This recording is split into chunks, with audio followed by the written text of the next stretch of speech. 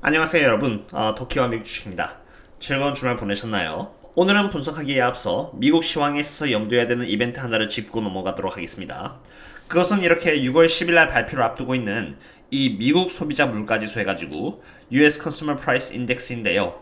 이것으로 말씀드리자면은 소비자 물가 변동을 측정하여서 구매 동향 및 인플레이션 변동을 측정하는 수단입니다. 우선 이렇게 6월 10일날 CPI 지수는 0.4%가 나올 것으로 예측이 되고 있고요. 만약에 0.4% 이상의 모습을 실제로 이 액추얼 쪽에서 보여준다면은 연준 입장에서는 테이퍼링을 해도 된다는 신호로 받아들일 수 있겠고, 테이퍼링은 금리 상승을 뜻하는 것이므로 미국 주식의 성장주 입장에서는 좋지 않은 쪽으로 변동성을 보일 수 있겠습니다. 반대로 이렇게 0.4% 이하의 모습을 보여준다면은 테이퍼링은 아직 이르다는 것을 보여주므로 주식시장 입장에서는 더 좋은 모습을 보여주지 않을까 생각됩니다. 어쨌든 과거 4월 13일부터 이렇게 0.6%, 0.8% 이렇게 상승해 왔기 때문에 이번 또한 예측치 이상의 모습을 보여주지 않을까 생각됩니다.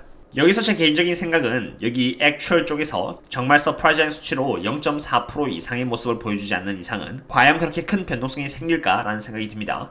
왜냐면 여기 포커스가 그렇게 높지 않기에 이번 6월 10일 CPI 지수 또한 예상치 이상으로 나올 것으로 예측이 되기 때문이죠. 주식시장의 결과치는 어떻게 나올지 알 수 없으므로 지금 같은 시장에서는 저평가되었으며 미래 전망이 충분히 괜찮은 기업들을 위주로 자신의 철학 아래 하에서 천천히 대응을 해준다면 괜찮지 않을까 생각됩니다. 그러한 의미에서 다음과 같은 기업에 대해서 한번 알아보는 시간을 갖도록 하겠습니다. 그럼 시작하겠습니다. 가장 먼저 센서닉 홀딩스가 되겠습니다.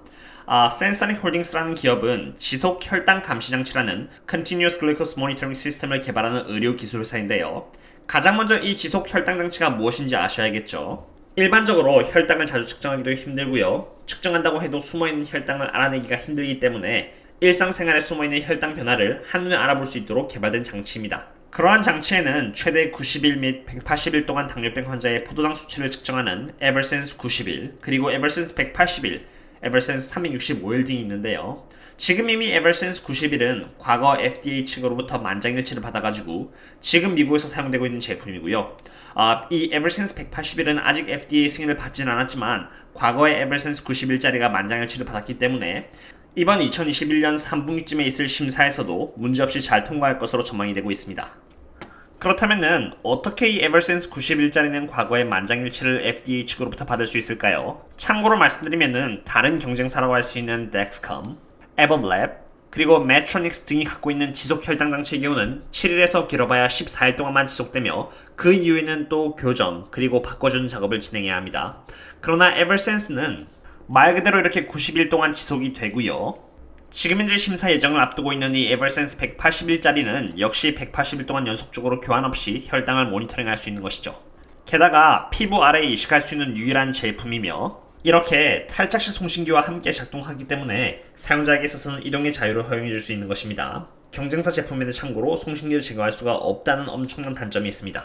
그런데 이러한 에버센스의 주가가 지난주 금요일 40%가량 한 번에 상승을 해버렸습니다. 과연 무슨 일이 있었던 것일까요? 에버센스 180일 제품에 대한 성능 결과가 발표되었는데요. 프라이머리 센서에서는 93%의 디텍션 레이트를, 그리고 세컨더리 센서에서는 자그마치 94%라는 매우 높은 디텍션 레이트를 보여줬다는 것이죠.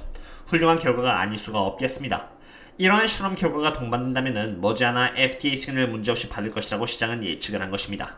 그 다음 질문은 이렇게 41%가 올랐는데 지금 이렇게 너무 비싸진 거 아니냐라고 물어보실 수 있을 것입니다. 먼저 센서닉 홀딩스는 다음과 같은 매출액 전망치를 발표했습니다. 일반적으로 가이던스를 발표를 할 때는 1년에서 2년치 정도인데 센서닉 홀딩스의 경우는 2025년까지 이렇게 매출액 가이던스를 제시해줬습니다.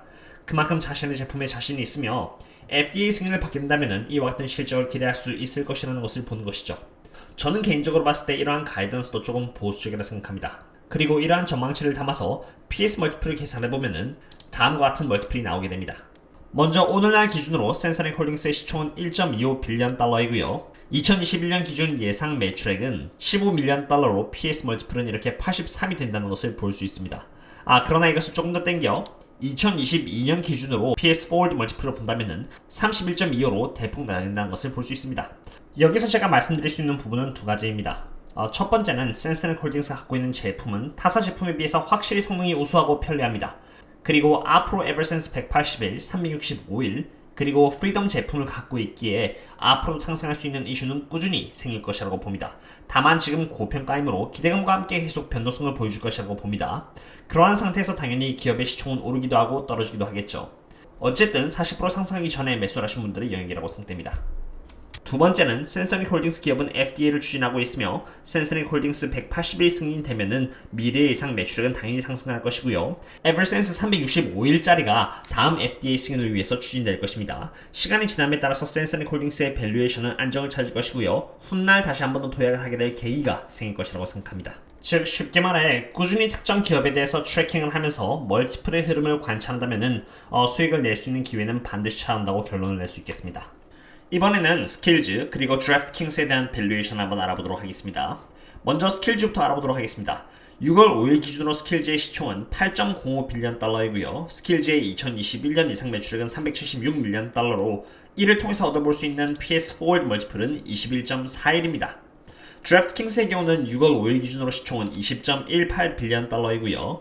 2021년 예상 매출액은 1.17빌리언 달러로 이를 통해서 얻을 수 있는 PS 멀티플은 17.25가 나옵니다. 즉 스킬즈를 드래프트킹스와 비교를 해본다면 스킬즈가 2021년 매출액 기준으로 봤을 때 조금 더 고평가를 받고 있는 계산이 나옵니다.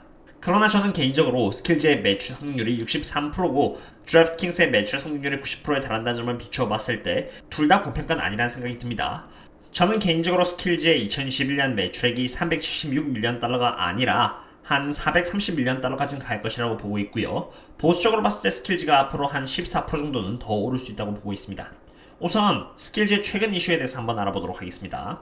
먼저 스킬즈는 2011년 6월 2일날 알키라는 회사를 인수하겠다고 밝혔는데요. 인수는 2021년 3분기에 마무리될 예정입니다. 가장 먼저 이 알키가 어떤 회사인지 알아야겠죠. 알키는 모바일 광고를 위한 AI, 머신러닝 지원 수요 측의 마케팅 플랫폼입니다.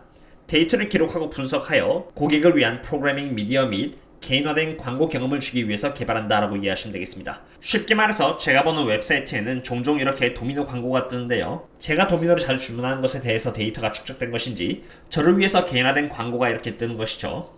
그렇다면은 스킬즈가 알키를 인수함으로써 스킬즈는 어떤 이점을 얻을 수 있을까요? 스킬즈의 경우는 돈을 내고 게임을 참가하는 사람들을 대상으로만 지금 현재 수익을 얻고 있습니다.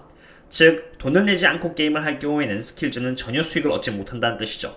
그런데 이렇게 알키를 인수함으로써 스킬즈는 돈을 내지 않고 게임을 하는 사람들에게 광고를 효과적으로 제공함으로써 추가로 수익을 얻을 수 있게 되는 것입니다.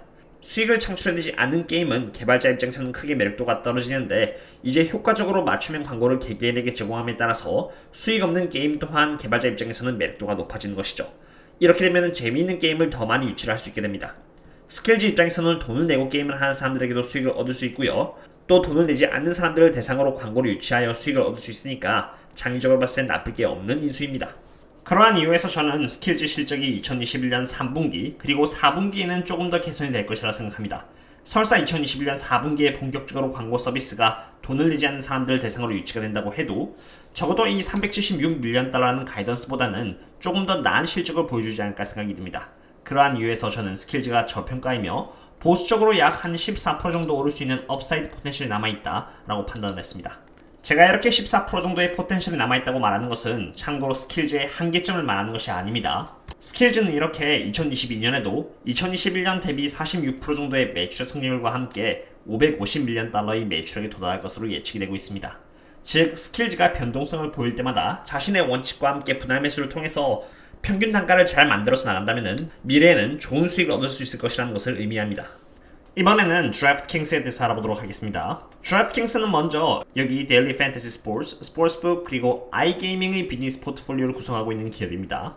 자세한 내용은 제가 과거에 드래프트킹스에 대해서 분석을 해놓은 영상을 참조하시면 조금 더 자세히 비즈니스 모델에 대해서 알 수 있으실 겁니다. 그리고 실제로 드래프트킹스가 이 세 가지 분야에 있어서 다른 경쟁사들인 이렇게 2, 3, 4, 5들과 비교를 했을 때 가장 먼저 떠오르기도 하고 더 나은 서비스를 갖고 있다고 말하는 사람들이 대부분을 차지했다는 것을 볼 수 있습니다.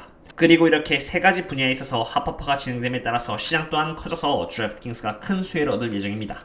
이렇게 기본적인 전망 가운데 제가 개인적으로 눈여겨보는 부분은 드래프트킹스의 사교 기능인 드래프트킹스 소셜입니다. 이 기능으로 말씀드리자면 유저들 사이에서 코멘팅, 친구 추가하기, 알림말, 배 쉐어링, 그리고 프로필 등을 공유할 수 있는 기능들인데요. 이러한 소셜 기능의 추가는 고객 유지를 개선하는 데 도움이 될 것이며 유저의 초대로 인해서 발생하는 네트워크 효과는 더 나은 고객의 확보로 연결될 것이라고 봅니다. 실제로 이러한 소셜 기능은 로블록스 및 C 가레나와 같은 게임 회사를 성공으로 이끄는 바가 있죠. 게다가 2021년 1분기 드래프트킹스는 VSIN 그리고 블루리본을 인수하겠다는 입장을 밝히기도 했습니다. 드래프트킹스가 시장 점유율을 높이기 위해서 얼마나 공격적으로 투자하는지 알 수 있는 대목입니다. 드래프트킹스의 영업이익과 순이익은 이렇게 적자를 보고 있지만 현금을 3.12빌리언 달러 갖고 있고 부채를 고작 1.31빌리언 달러밖에 갖고 있지 않은 드래프트킹스의 입장에서는 지금 당장 수익을 추구하기보다는 오히려 시장 점유율을 높인 다음에 이렇게 영업 비용을 줄여서 순이익과 영업이익을 높이는 게 훨씬 더 낫겠죠. 그러한 이유에서 저는 드래프트킹스의 2021년 매출액은 1.17빌리언 달러가 아니라 1.25빌리언 달러까지 상승할 수 있다고 생각합니다. 그리고 이에 따라서 드래프트킹스는 지금 위치에서 앞으로 약 한 18% 정도 더 상승할 수 있을 것으로 보고 있습니다. 지금 이렇게 업사이드 포텐셜을 보시면은 각각 14% 그리고 18% 정도 남아있다는 것을 보실 수 있을 텐데요. 이것은 제 계산일 뿐 무조건 이렇게 되려는 법은 없습니다. 다만 제가 봤을 때 이 두 개의 기업은 산업의 성장 그리고 꾸준한 투자를 통해서 이렇게 63% 그리고 90%라는 훌륭한 매출 성장률을 보여주면서 성장을 하고 있는 회사이고요. 설사 미래의 스킬즈와 드래프트킹스의 주가가 더 떨어진다고 해도 그것은 오히려 더 낮은 평균 단가를 만들어갈 수 있는 기회를 제공해준다고 생각합니다. 그렇게 항상 자신이 갖고 있는 원칙에 따라서 천천히 대응을 하시면 괜찮을 거라고 생각합니다. 오늘은 이렇게 나스닥의 시황, 센서닉 홀딩스, 스킬즈 그리고 드래프트킹스에 대해서 간단하게 알아보았는데요. 다음엔 또 다른 종목과 함께 찾아뵙도록 하겠습니다. 그럼 또 다음에 만나요. See you later.